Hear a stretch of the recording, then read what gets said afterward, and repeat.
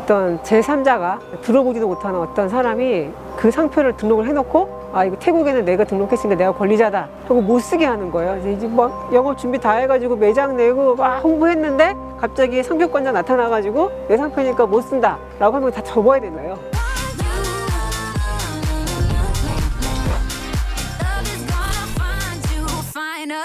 변리사님 안녕하세요. 안녕하세요. 사랑특허 박소연 변리사입니다. 저희가 지난번 영상을 업로드했는데 반응이 폭발적입니다. 정말인가요? 아 정말 기쁩니다. 오늘은 사무실을 벗어나서 답답한 곳을 벗어나 좀 이렇게 나왔는데 여기가 어딘가요? 아, 여기는 국기원인데요. 여기 이제 저기 밑에 특허청 서울사무소가 근처에 있어요. 그래서 이 근처에 특허사무소가 많이 있거든요.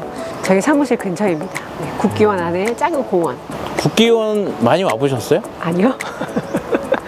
단증이 있으세요? 아니요, 전혀 없습니다. 태권도 한 번도 해본 적 없습니다. 어떠한 상표권 등록이나 이런 거하고는 별로 없죠? 아, 국기원? 국기원 쪽은. 국기원 업무표장 대상, 등록 대상이죠. 업무 표장은 뭐죠? 업무표장은 비영리 업무에 대한 상표. 이제 국기원은 뭐 일종의 영리적인 사업은 아니잖아요. 국기원 관련돼서 상표권 등록에 대한 얘기를 했는데 상표권 등록을 해외로 가고 싶어 하시는 분들이 꽤 있으시더라고요. 많죠. 엄청 네, 많죠. 오늘 주제는 상표권 등록, 해외에 나갈 때 어떻게 따로 해야 되는지 요거에 관련돼서 준비를 해왔습니다. 많이들 물어보시는데 국내에 상표 등록 있는데 외국에도 해야 돼요? 이렇게 많이들 물어보세요. 해야 네. 됩니다. 이게 이제 상표법이라는 게 그 나라에만 영향을 미치는 것이기도 하고요. 그리고 각 나라마다 상황과 생각하는 기준이 달라서 네. 내가 예를 들어서 미국에 상표 등록을 하고 싶어요. 그럼 미국 특허청에서 판단하는 기준에 맞춰서 신청서가 통과가 되어야 등록이 되는 거예요. 그러면 저희가 흔히 생각하는 스타벅스 미국 거잖아요. 그죠? 버거킹 미국 거잖아요. 그죠? 한국에 등록을 새로 했다는 건가요? 그죠. 그렇게 큰 기업들은 대부분 이제 국제 등록 시스템을 이용해가지고 입점하는 모든 나라에 다 등록해요. 왜냐면 이제 모방 상표가 워낙에 많이 생기기 때문에 미리 이렇게 등록해두는 경우가 훨씬 많죠. 미리 등록하고 그 다음에 사업 진출하셔야 되는 거예요. 그럼 쉽게 한번 예를 하나 들어볼게요. 커피숍을 하나 차렸어요. 음. 너무 잘 됐어. 해외로 나가고 싶어. 저는 동남아 쪽으로 나가고 싶은 약간 꿈이 있었어요. 그래서 베트남이나 태국 갔을 때 거기다가 커피숍을 제가 똑같은 브랜드를 갖고 갔어요. 그러면 등록을 태국에서 따로 해야 되고 맞습니다. 베트남에서도 따로 해야 되고. 맞아요, 맞아요. 그럼 만약에 등록을 안 했어요.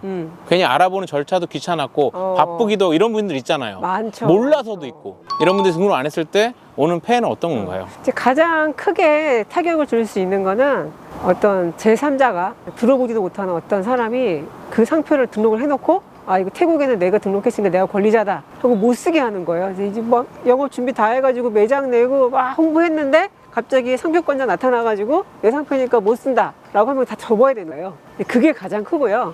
그걸 악질적으로 하시는 분들도 있어요. 뭐 엄청 많죠. 아, 있어요? 맞아요. 사실은 이제 엄밀히 얘기하면 팔려고 하는 거예요. 왜냐면 그 상표를 가지고 내가 보통은 실제 영업을 하겠어요. 그러진 않죠. 이제 한국의 유명한 브랜드가 우리나라에 왔다고 하니 등록이 안 되어 있네? 그러면 내가 등록을 먼저 해놓을까? 하고 이제 그거를 보통은 권리자한테 연락을 해서 이제 팔려고 하시거나 아니면은 예전에 그런 일이 있었어요. 중국 회사들이 한창 한국 브랜드를 많이 모방하던 때가 있었거든요. 몇 년 전에. 지금도 그런 거 같은데요? 지금도 그런데 예전보다는 못해요. 덜 해요. 근데 그때는 실제로 영업을 해요. 제품 막 만들고요. 매장 내요. 그러면 이제 어떻게 손 쓸 도리가 없는 거예요. 정말로 가짜 상품, 가짜 매장이 나오는 거예요. 그러면 이제 철수해야 돼요.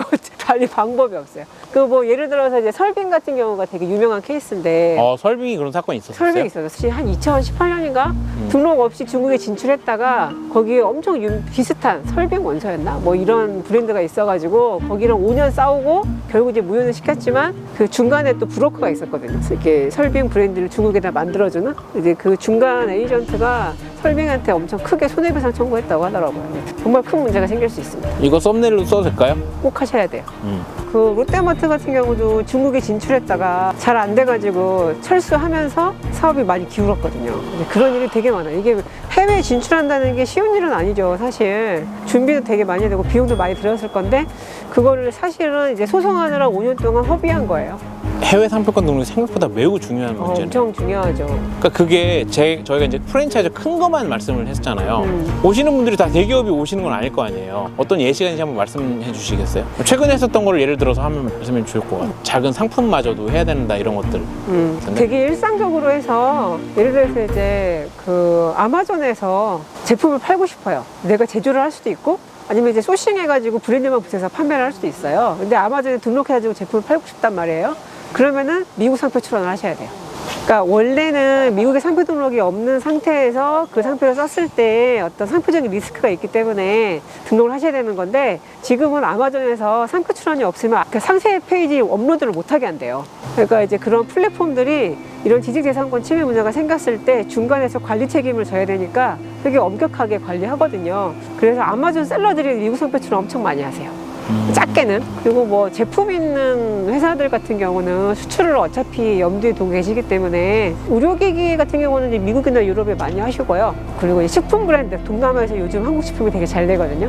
그러면 동남아, 중동, 뭐 중앙아시아 이런 데 또 많이들 하시고, 화장품은 지금 한국 화장품이 엄청 잘 돼요. 거의 한 최소한 51개국, 많으면 82개까지도 등록하세요.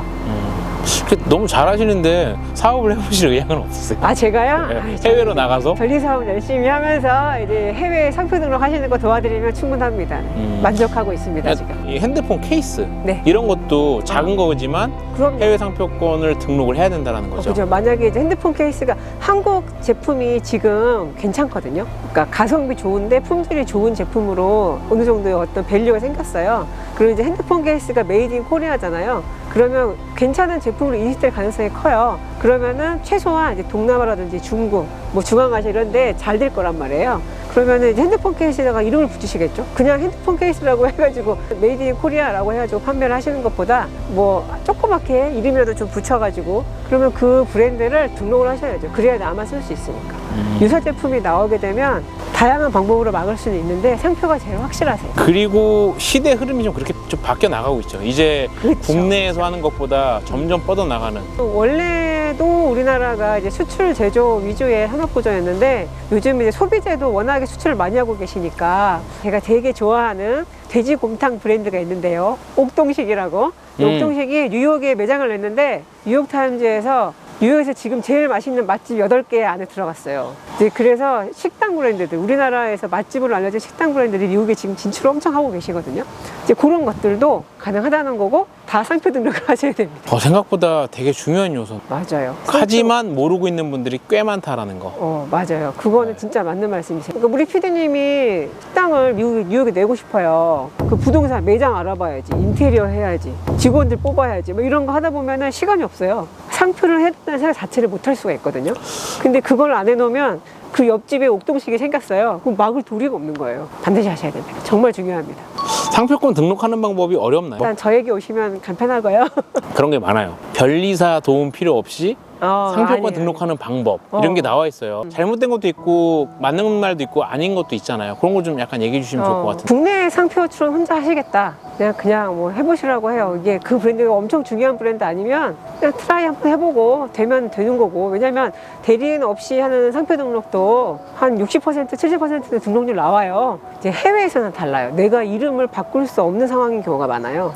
그렇다면 일단 사전에 리스크 검토를 하고 그다음에 등록이 되는 거면 어떤 방법이 가장 최적으로 내 권리를 지킬 수 있는 방법인지, 만약에 등록이 가능하지 않다면 어떻게 해결 방안이 있는지를 만들어 놓고 나가야 되는 거지, 아무 대비 없이 그냥 나갔다가 어떻게 나중에 수습이 안 되는 경우가 되게 많아요. 그러니까 100만 원으로 될 거를 5천만 원 쓰고도 해결을 못하는 경우가 생기기 때문에 해외 진출하실 때는 변리사한테 맡기는 게 맞는 것 같습니다. 사전에 리스크를 검토하지 않고 진출을 한다는 게 저는 투자 비용 대비해서 너무 큰 비용이 아닌데 그거를 누락하는 건 모르면 몰랐지, 모르고 안 하시면 어쩔 수 없죠. 그냥 중요하지 않다고 생각해서 안 했을 가능성이 큰 것 같은데 그건 정말로 너무 많은 이 사례를 보기 때문에 비추천합니다. 이렇게 해외 상표권 등록을 오늘 많이 알아봤는데 오늘 좀 마지막으로 좀 정리해 주신다면?